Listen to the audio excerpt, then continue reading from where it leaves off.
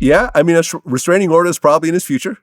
I don't have to be Nostradamus to figure this one out. No, you don't. You just have to be, no, you don't. You just have to have lived life. Right.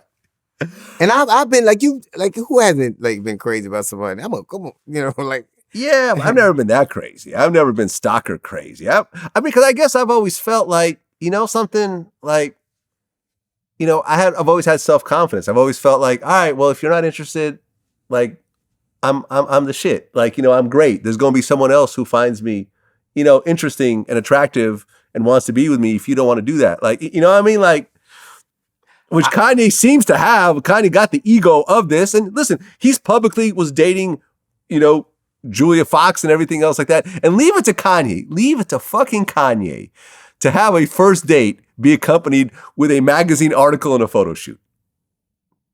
Can you imagine going on a date with someone and actually having it like... Well, the dates I have, I don't want anybody to find out about. But the point is, I think that it is, I think that we're so jaundiced and jaded. And now we think everything's for our entertainment. And that these are not human beings. Like, I respect the fact that he might feel this way, but I respect the fact that you have a woman that if a woman has moved on as she has 4 kids, she done had enough. She's had enough. Yeah. Enough. And I think the problem is that in today's society, unlike, when you and I were younger, is that there's no real sense of privacy anymore when it comes to personal relationships. No. I have people that I have problems with right now, right at this very moment. And I've thought, let me call this person up and have a conversation with them.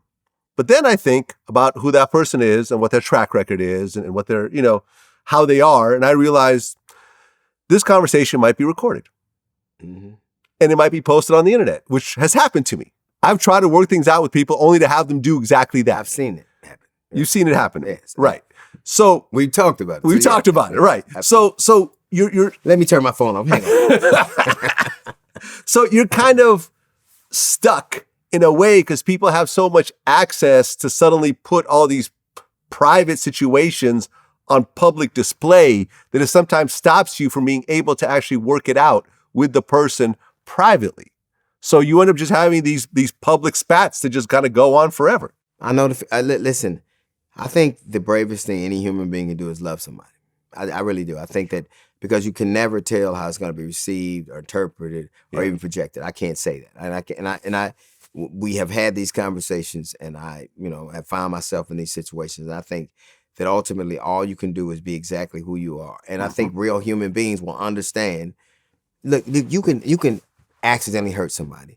You can, at a moment, personally do something offensive to somebody, feel bad about it, and then want to make it right. Mm-hmm.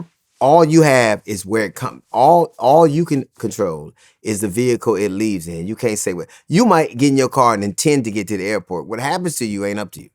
Mm-hmm. It ain't. It's other situations, drivers, lights, other circumstances. But I'll say this: if I'm wrong, I never really apologize for telling jokes or trying to be ironic, but I will apologize if I made an observation, a judgmental observation, and it was off or hurtful. And if the mood strikes me, but I think you are right that we live in a world that is so. Everybody got a brand to protect, like it's like everything, Oh, yeah. And so I think when you have this thing that you are supposed to be and this thing that you are, the best thing for me is to have both of those things be as congruent as they can be. Right.